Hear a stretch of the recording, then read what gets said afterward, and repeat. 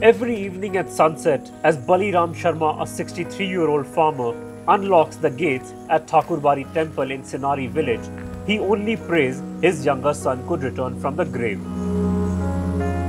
His son Rajesh Kumar, a 22-year-old boy in 1999, was brutally slaughtered by a group of Maoists.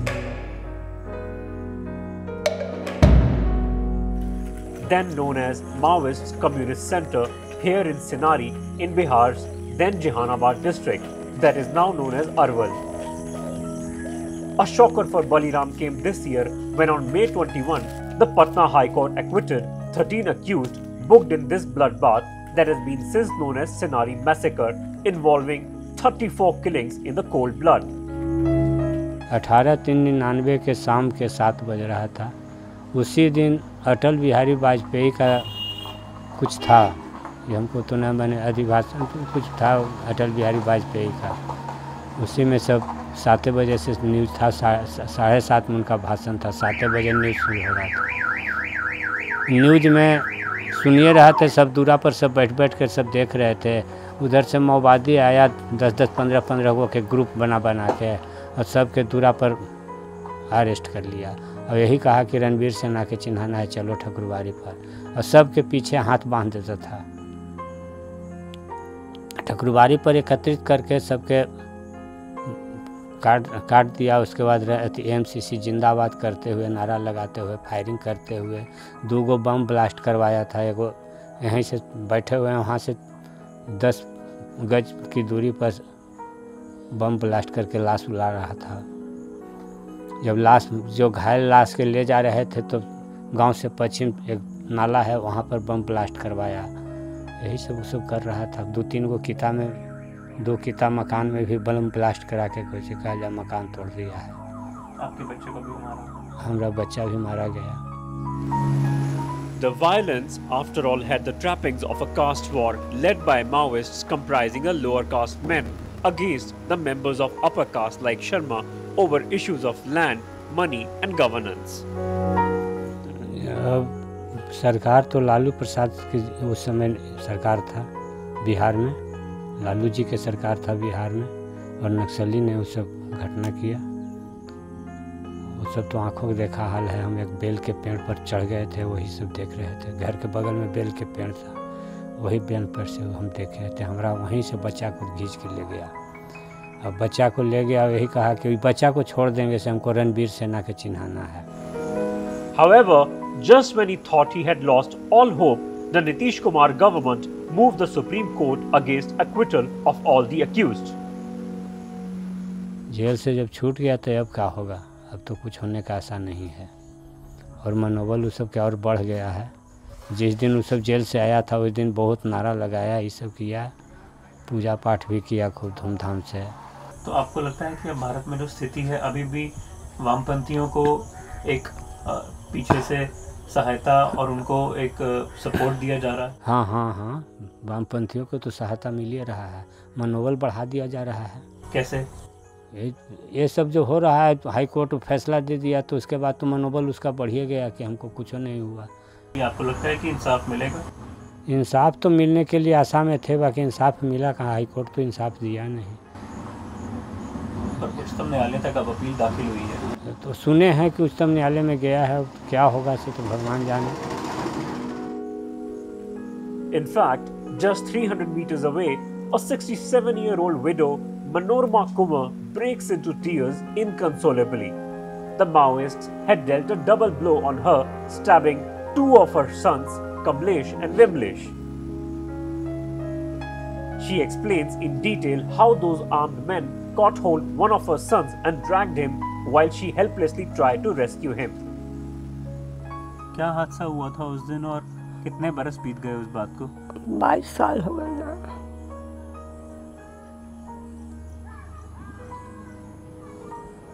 वो घड़ी से by ने कहा दोनों के दोनों नाम निशान बता।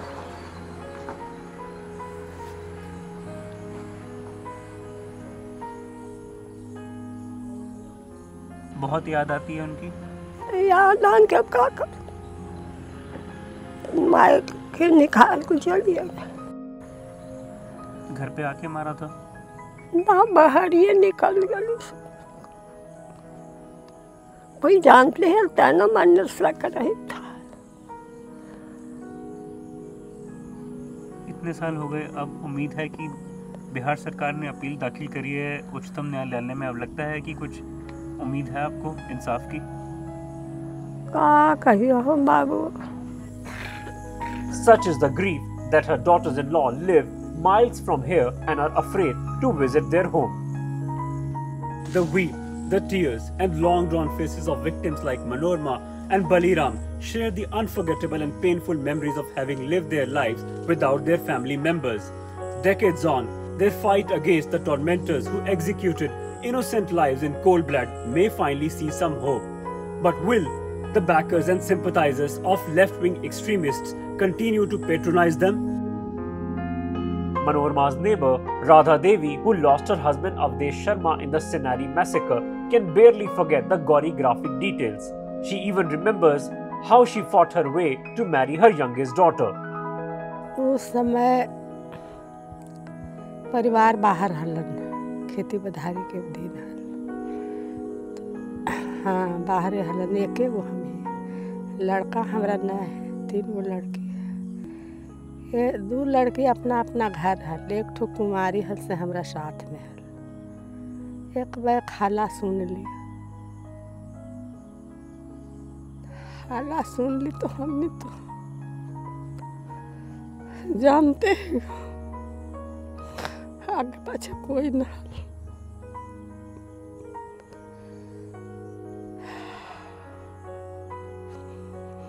तो क्या कहिए,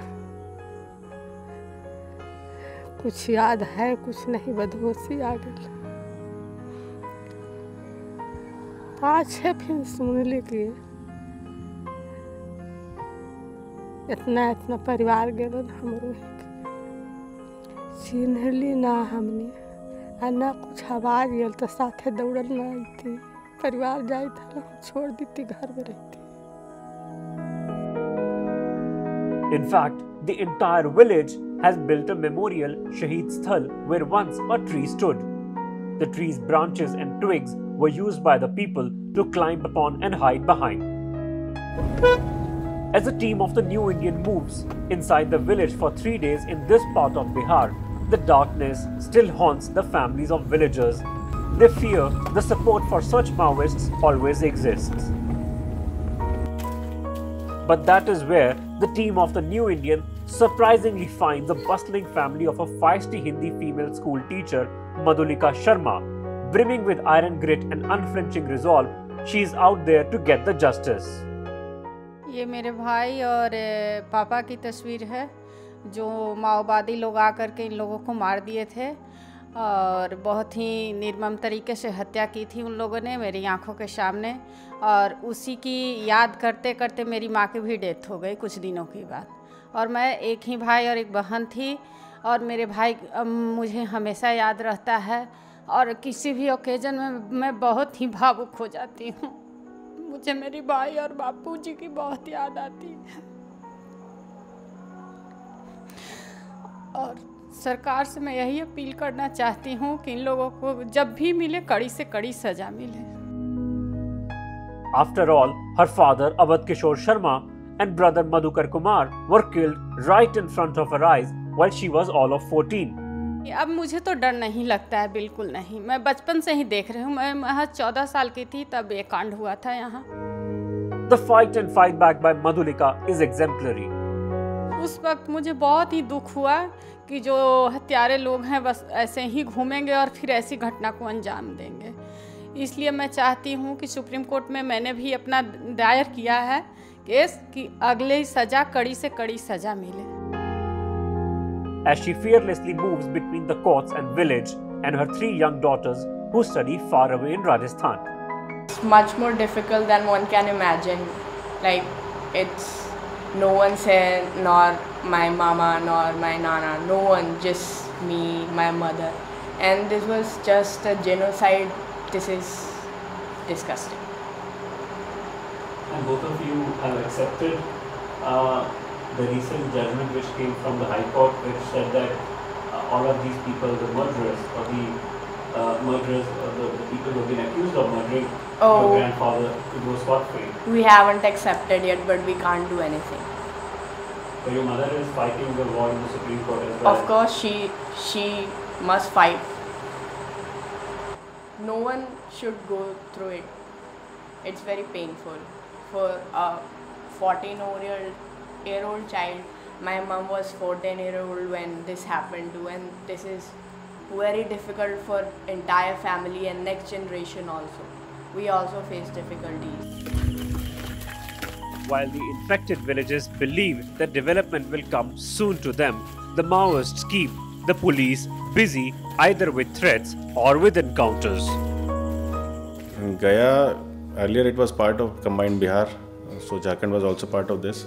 So when they got divided, part of Naxals became active in Jharkhand, adjacent to the Gaya border, and part of the Naxals were lying in this axis because it has a mountainous kind of, a different kind of demography or topography. So that's why Naxals flourished over here. And still now, in certain pockets, especially in areas south of the GT road, we still have a lot of Naxals. A lot of Naxal activities are going on over there. They have mined the areas. They have so many, booby traps over there. So it's a challenge over there to conduct normal policing, but Bihar government is very determined over this. There was an encounter in which 4 Naxals were neutralized, and still we have around 300 to 400, and a rough estimate. Still Naxals are over here, and then they indulge more on levy for their survival. चाहे वो दांतेवाड़ा या सुकमा की दर्द भरी दास्तां हो, परंतु भारत में वामपंथी उग्रवादियों को बढ़ावा देने वालों तक शायद ही कभी जहानाबाद के इन परिवारों की सिसकियां सुनाई दे। पर ये वही दिल दहलाने वाली घटनाएं हैं जिसकी आवाज़ें मैंने सेनारी गांव से महज 2 कोस दूर बचपन में सुनी थी, और आज वही आवाज़ें फिर से इंसाफ की गुहार कर रही हैं।